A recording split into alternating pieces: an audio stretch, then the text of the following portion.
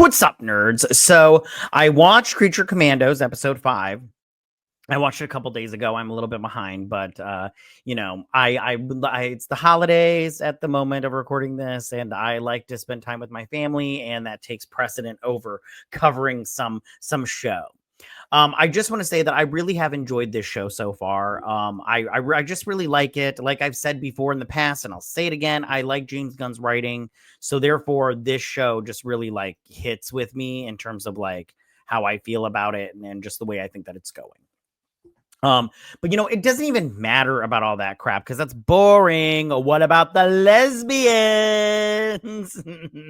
That's just a line from the show. There's no like lesbians and everything. But let's be honest, this show, there was some darker moments to this episode, and I was all like, oh, okay, it's interesting. I'm gonna break it down. Everything we kind of saw. So this episode, I guess, was really Eric Frankenstein's episode because we saw a little bit of his past, and I'll talk about that right off the bat and everything while I break down this episode. But then we also got a really good like fight sequence and everything, and I'll talk about that also.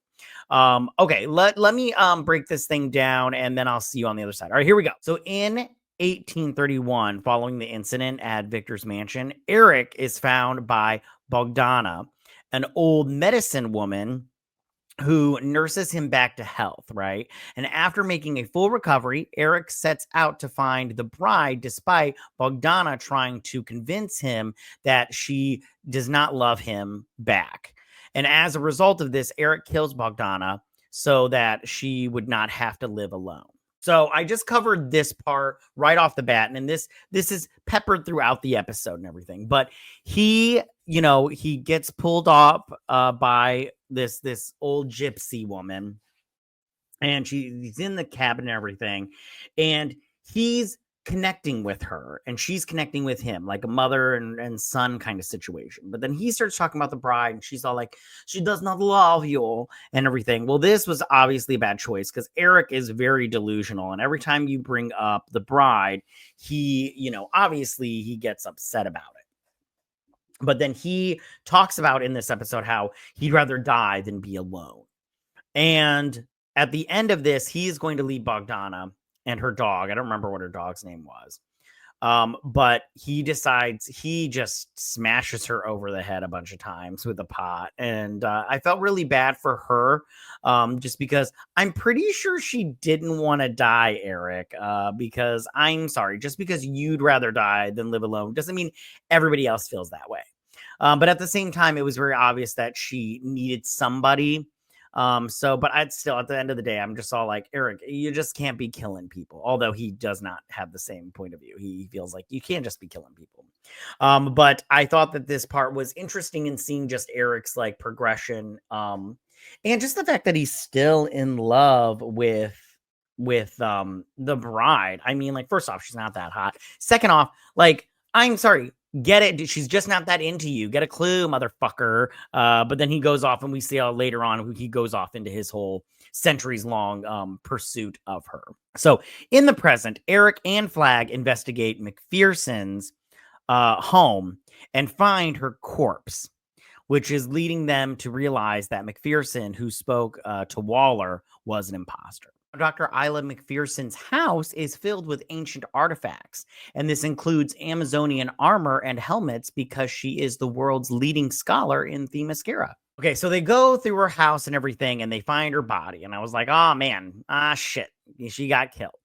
And so he realizes that this is all like whatever was told to Waller about the princess. That he needs to get a hold of her because it was all wrong. Like the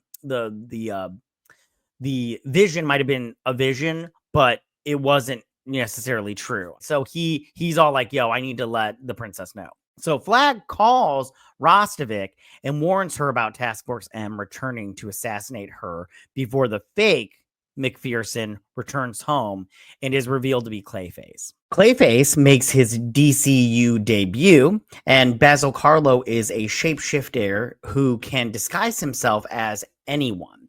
He was originally an actor And the live action Clayface movie is set for 2026 in the DCU. Also, Clayface is playing Mortal Kombat on Xbox, and Mortal Kombat has famously featured DC characters in its game, including Peacemaker from the Suicide Squad. So he calls her up, right? And she's all like, she gets on the horn, right? And she's all like, what? They're here to kill me? Fine, I will stop them and everything. And I'm all like, no, you're not. That's not how this works.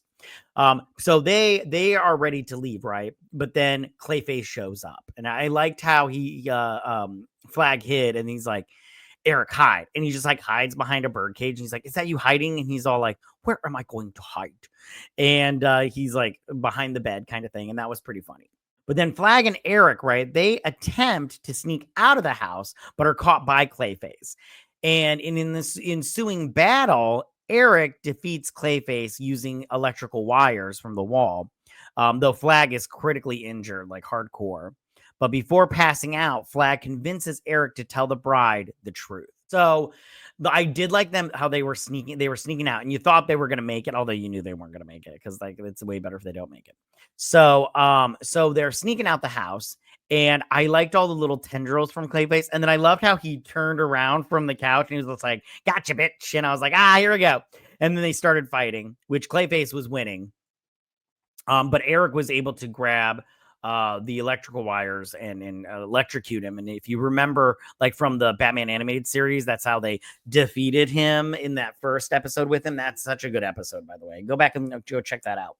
But then he like breaks Flag's back or whatnot. And I thought Flag had died. I'm not going to lie. I thought he had died. But then I was like, he's going to be in the Superman movie. That doesn't make any sense. So obviously he didn't die.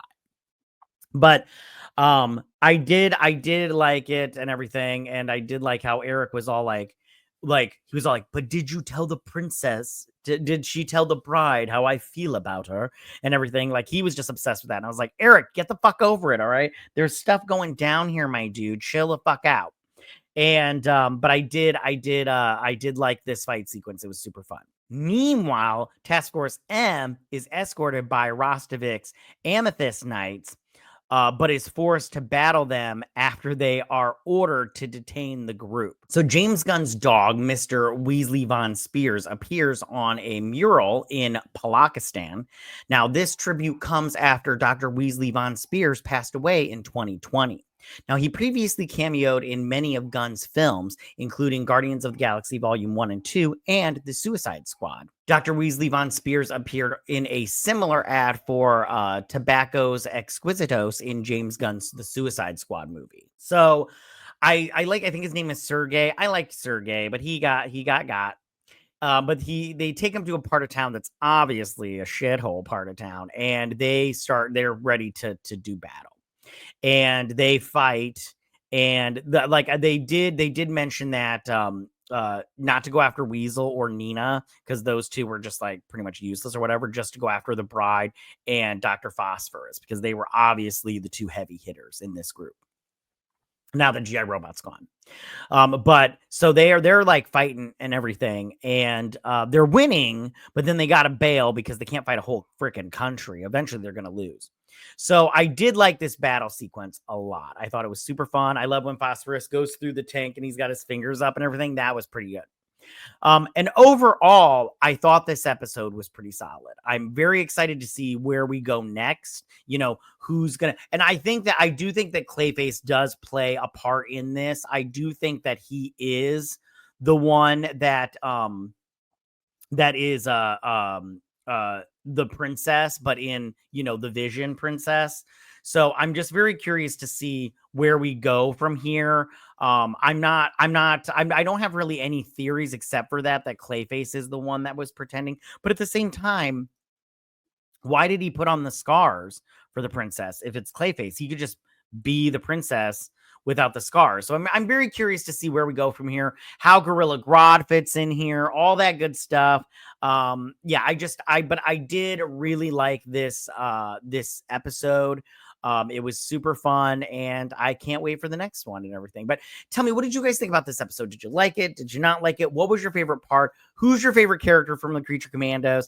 I still have to, well, I mean, I did like G.I. Robot, but he's not around. So I'm going to have to say Nina, but Nina is like not a huge character in this. So I don't know what we're going to do with her. We definitely will see her backstory in here because we see her as a little baby in one of the trailers. So I'm just very curious if and I'm assuming we're not going to get a Phosphorus episode because this is episode, well, maybe we will, because we've got 3 more episodes. This is 8 episodes, so maybe we will. Let's see how it turns out. But I'm excited to see where we go from here. But tell me what you guys thought. Go ahead and leave all your comments in that section down below. If you like this video, go and hit that like button. You know I won't mind. If you're new to my channel, please hit that subscribe button. I'd greatly appreciate it. And I'll see you guys next week on my Creature Commandos breakdown and review.